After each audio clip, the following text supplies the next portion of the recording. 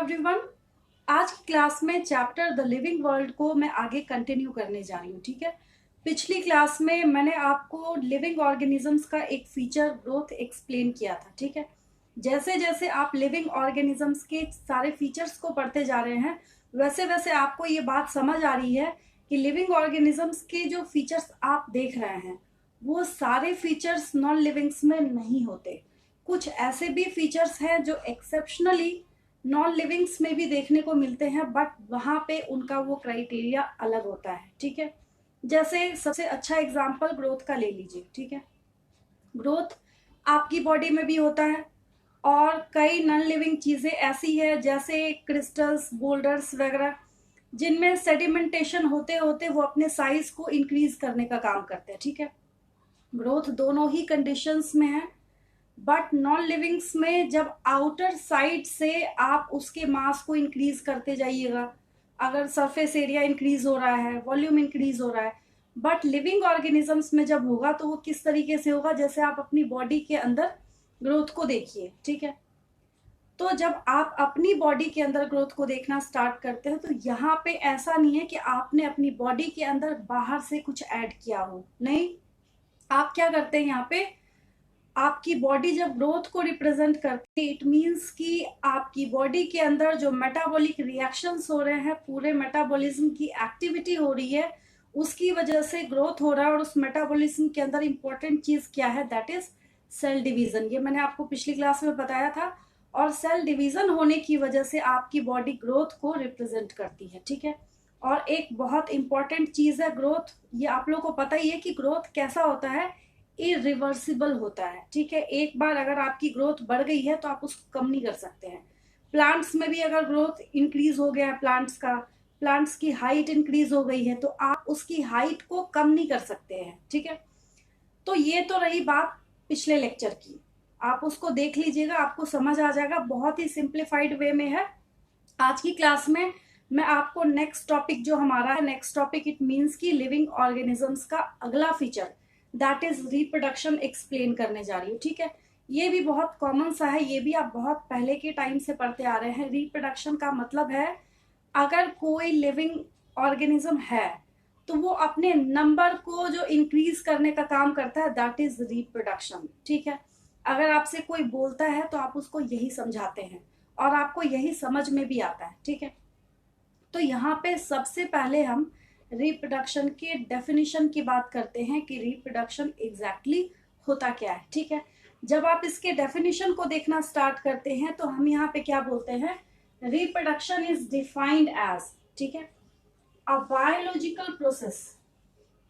अब आपको ये पता है कि मेटाबॉलिज्म हो रहा है, बहुत सारी चीजें हो रही है, बहुत सारे फीचर्स हैं, इन सब को हम किसके अंदर काउंट करते हैं, बायोलॉजिकल प्रोसेस के अंदर काउंट करते हैं। तो रिप्रोडक्शन को भी जब हमने यहाँ पे लिखना स्टार्ट किया है तो उसमें भी मैंने आपको यहाँ पे क्या लिखा है, is defined as a biological process in which, इसमें क्या होता है, an organism gives rise to young ones. ठीक है, अब यहाँ जो ये यंग वंस को प्रोड्यूस करने का काम करते हैं, यंग वंस के लिए यहाँ पे एक वर्ड आता है दैट इज ऑफस्प्रिंग्स।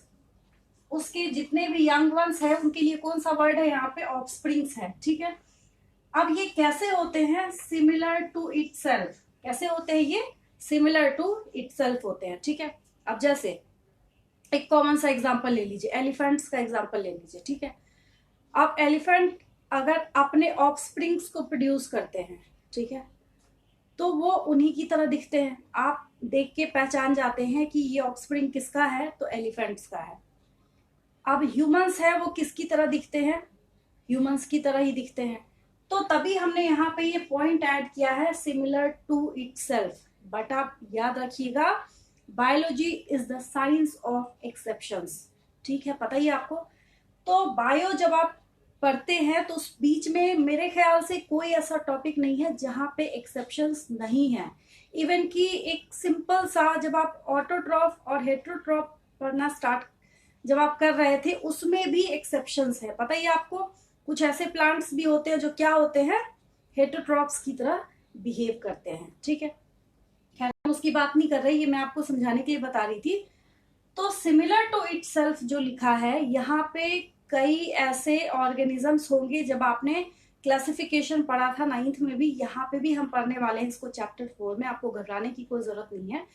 तो यहाँ पे जब आप लार्वल कंडीशंस को देखना स्टार्ट करेंगे, कई ऐसे फाइलम हैं जिनके लार्वल कंडीशंस को हम देखेंगे तो वो एडल्ट से बिल्कुल डिफरेंट दिखते हैं। आप उस लार्वा को देख के ये बता ही नहीं सकते कि ये पेरेंट की तरह दिखता है, ठीक है।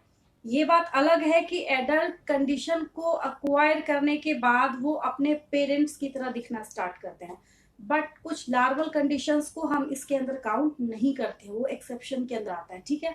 लेकिन ओवरऑल अगर बात की जाए तो ओवरऑल आप यही समझते हैं और आपको यही समझना है कि रिप्रोडक्शन एक ऐसा बायोलॉजिकल प्रोसेस है जहां पे एक ऑर्गेनिज्म जो अपने ऑफस्प्रिंग्स को प्रोड्यूस करता है, ठीक है, वो ऑफस्प्रिंग्स कैसे होते हैं, सिमिलर टू इटसेल्फ, मतलब उस ऑर्गेनिज्म की तरह ही होते हैं, उस ऑर्गेनिज्म के सिमिलर होते हैं, वैसे ही दिखने वाले होते हैं, ठीक है। हमने यहाँ पे सेम नहीं लिखा है, सिमिलर लिखा है। सेम और सिमिलर में क्या होता है, यहाँ पे बहुत फर्क होता है, ठीक है। सिमिलर है वैसे ही दिखने वाले होते हैं, बहुत सारे क्राइटेरिया और बहुत सारे एक्सेप्शन यहाँ पे भरे पड़े हैं, जिसकी बात हम आगे करेंगे, ठीक है। अब हम ये बात करते हैं कि रिप्रोडक्शन जब हम देखते हैं तो रिप्रोडक्शन का क्राइटेरिया जो है वो यूनिसेलुलर ऑर्गेनिजम्स के लिए डिफरेंट होगा और मल्टी सेलुलर ऑर्गेनिजम्स के लिए बिल्कुल डिफरेंट होगा। मल्टी सेलुलर ऑर्गेनिजम्स के अंदर जब भी रिप्रोडक्शन होगा तो कैसे होगा, यहाँ पे यंग वंस कभी भी अपने पेरेंट्स की तरह नहीं दिखते। Most of the multi cellular organisms जो है वो क्या करते हैं, यहाँ पे फ्यूजन होता है उनके अंदर। किस चीज का फ्यूजन होता है, गेमेट्स का फ्यूजन होता है। One gamete from male side and another gamete from female side. तो मिक्सिंग होने की वजह से जो ऑफस्प्रिंग्स होते हैं वो कैसे हो जाते हैं, डिफरेंट हो जाते हैं, ठीक है। मतलब डिफरेंट का मतलब स्पीशीज वही रहती है बट वो एग्जैक्ट कॉपी नहीं दिखते अपने पेरेंट्स की, ठीक है। जैसे आप भी अपने पेरेंट्स की एग्जैक्ट कॉपी नहीं दिखते, डिफरेंसेस है, तभी आप सबका अलग अलग नेम लिखते हैं, सबको अलग अलग नेम से आप जानते हैं, ठीक है। डिफरेंसेस इसी वजह से। जबकि कई ऐसे यूनिसेलुलर ऑर्गेनिजम्स है जैसे अमीबा है, ठीक है, तो इनको हम क्या बोलते हैं, अमीबा को हम क्या बोलते हैं कि ये इमॉर्टल है, ठीक है। अब उसका रीजन क्या है कि आप इस अमीबा को देखना स्टार्ट कीजिए, तो आपने जो पढ़ा है अभी तक वो यही पढ़ा है कि यही अमीबा क्या करता है, नेक्स्ट जनरेशन में डिवाइड होके दूसरे अमीबा को, यानी बाइनरी फिजन, इसके लिए आप वर्ड कौन सा पढ़ते, इसके लिए आप टर्म कौन सा पढ़ते थे, बाइनरी फिजन। यानी कि यहाँ पे इसने क्या किया है, बाइनरी फिजन करके अपने ही दो ऑफस्प्रिंग्स प्रोड्यूस किए हैं, ठीक है। और एक बहुत यहाँ पे आपके लिए मार्केबल और नोट करने वाली बात यह है कि कैसे होते हैं ये, जेनेटिकली सिमिलर। कैसे होंगे ये, जेनेटिकली सिमिलर होते हैं। अब जैसे एक इरेजर लिया आपने, ठीक है, एग्जाम के टाइम में मोस्टली ऐसा होता है कि आप इरेजर लेके गए बट आपके फ्रेंड के पास नहीं, अनाउंसमेंट ये हुई कि आप दूसरे से कोई भी चीज नहीं मांग सकते एग्जामिनेशन के बीच में। आप क्या करते हैं, उसको बोलते हैं कि वो हाफ करके आपको दे रहे हैं, ठीक है। अब जो इरेजर पहले था उसी को हाफ करके उसके दो पीसेस किए गए, ठीक है। तो ऑब्वियस है कि यहाँ पे आपके पास, दोनों के पास जो अलग अलग दो पीसेस हैं, ठीक है, तो वहां पे जो मटेरियल फर्स्ट में शुरुआत में था वो डिवाइड होने के पहले वही तो रहेगा यहाँ पे फॉर्म होने के बाद, ठीक है। तभी यहाँ पे हम कौन सा टर्म लिखते हैं, दैट इज जेनेटिकली सिमिलर। कैसे होंगे वो, जेनेटिकली सिमिलर होते हैं, ठीक है। तो ये कंडीशंस किसके अंदर है, यूनिसेलुलर ऑर्गेनिजम्स के अंदर है, जबकि मल्टी सेलुलर ऑर्गेनिजम्स के अंदर ऐसा कोई क्राइटेरिया नहीं होता। मल्टी सेलुलर ऑर्गेनिजम्स के अंदर ये क्या होता है, काफी डिफरेंट होता है। रिप्रोडक्शन आगे जाके दो मोड्स में डिवाइडेड है, ठीक है। There are two specific modes of reproduction. First is sexual reproduction and second is sexual reproduction. अब जब सेक्सुअल मोड ऑफ रिप्रोडक्शन की हम यहाँ पे बात करते हैं, तो इस मोड में क्या है, सिर्फ एक single parent, only a single parent,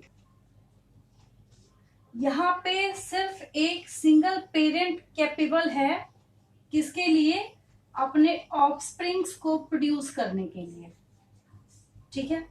लेकिन इसके जस्ट अपोजिट सेक्सुअल रिप्रोडक्शन के केस में क्या है, यहां पे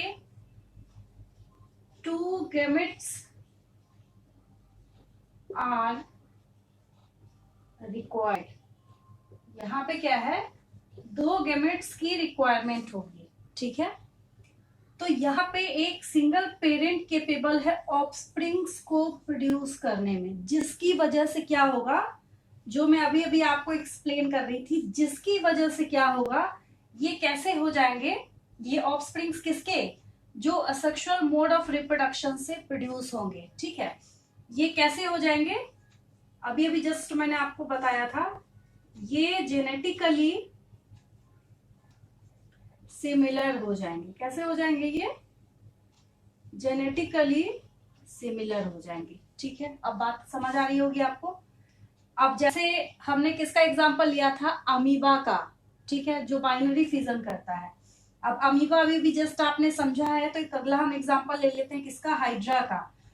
हाइड्रा हो या ईस्ट हो, क्या करते हैं, ये बडिंग करते हैं। क्या करते हैं, budding mode of asexual reproduction करते हैं, ठीक है। तो इसको जब आप देखना स्टार्ट करते हैं, तो ये किस तरीके से अपने ऑफस्प्रिंग्स को फॉर्म करता है, इसके ऊपर एक बड फॉर्म होता है। क्या होता है, इसके ऊपर एक छोटा सा BUD बड फॉर्म होता है, ठीक है। अब यही बड इसकी बॉडी से डिटैच होने के बाद दूसरा बेबी हाइड्रा यहाँ पे क्या करेगा, फॉर्म करेगा। ये क्या हो गया, बेबी हाइड्रा, मतलब क्या हो गया, ये इसका ऑफस्प्रिंग हो गया, ठीक है। तो अब ये क्योंकि इसी की बॉडी से ही बना है, इस वजह से क्या हो गया, ये जेनेटिकली सिमिलर है ये, ठीक है। यहाँ पे ऐसी कोई बात नहीं है। जब सेक्सुअल रिप्रोडक्शन आप देखना स्टार्ट कीजिएगा, यहाँ पे जस्ट इसकी ऑपोजिट, ठीक है। ये मेल का सिंबल है, पता है आपको, ठीक है। देन ये किसका सिंबल है, फीमेल का सिंबल है, ठीक है। तो मेल और फीमेल दोनों साइड से इसने भी गैमेट बनाया और इसने भी क्या किया, फीमेल ने भी गैमेट फॉर्म किया। फीमेल ने भी क्या किया, गैमेट फॉर्म किया, ठीक है। अब एग्जांपल ह्यूमंस का ले लेते हैं, आसान सा एग्जांपल, ठीक है। तो गैमेट यहाँ पे स्पर्म्स फॉर्म हो रहा है ह्यूमन के फॉर्म में, मेल गैमेट, ठीक है। और यहाँ पे ओवम फॉर्म हो गया, ठीक है। अब इसमें फ्यूजन के बाद क्या हो गया, इसमें फ्यूजन के बाद जाइगोट फॉर्म होगा। क्या होगा, जाइगोट फॉर्म होगा। तो इस फॉर्मेशन में यहाँ पे मेल साइड से 50% फीचर्स आते हैं क्रोमोसोम्स के थ्रू, ठीक है, आगे जाके डिस्कस करेंगे हम। और फीमेल साइड से भी यहां से भी क्या होता है, 50% फीचर्स आते हैं, ठीक है। तो ये जाइगोट जो टोटल 100% अपने फीचर्स शो करेगा, इसमें से 50% इसने रिसीव किया है फादर साइड से, मतलब मेल से, और 50% इसने रिसीव किया है मदर साइड से, मतलब कि फीमेल से, ठीक है। तो ये सेक्सुअल रिप्रोडक्शन में जिसकी वजह से ये जेनेटिकली सिमिलर नहीं होते। कैसे होते हैं, ये डिफरेंट होते हैं जेनेटिकली, बहुत सारे डिफरेंसेस होते हैं इनके बीच में, ठीक है। सिर्फ एक जाइगोटिक ट्विंस को अगर हम निकाल देंगे, आगे जाके हम डिस्कस करेंगे, ट्विंस भी बहुत टाइप के होते हैं, इसमें से जाइगोटिक ट्विंस की अगर हम बात करते हैं, ठीक है। अब उसमें से भी अगर उनके डीएनएस को देखा जाए, तो डीएनएस कैसे होंगे, उनके सिमिलर होंगे, बट फिंगरप्रिंट्स अलग होते हैं। उनके क्या डिफरेंट होते हैं, फिंगरप्रिंट्स अलग होते हैं। ये आगे की बात है, आगे आप पढ़ेंगे, ठीक है, 12th क्लास में पढ़ना है आपको ये सब।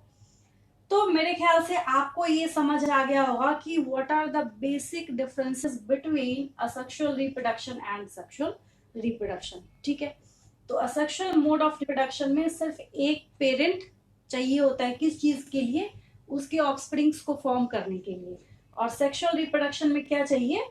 यहाँ पे दो गैमेट्स रिक्वायर्ड होते हैं। ठीक है, और उनके बीच में जब फ्यूजन होता है क्या फॉर्म होता है? जाइगोट फॉर्म होता है। ठीक है, रिप्रोडक्शन टॉपिक को आगे नेक्स्ट क्लास में और कंटिन्यू करके इसको फिनिश करूंगी। ठीक है, अभी यहीं पे स्टॉप करती हूँ। मेरे ख्याल से आपको आज का टॉपिक भी इजीली समझ आ गया होगा और याद भी हो गया होगा। ठीक है, थैंक यू फॉर वॉचिंग। और बायोलॉजी के लेक्चर्स को पर डे रिसीव करने के लिए इस चैनल को सब्सक्राइब कीजिए।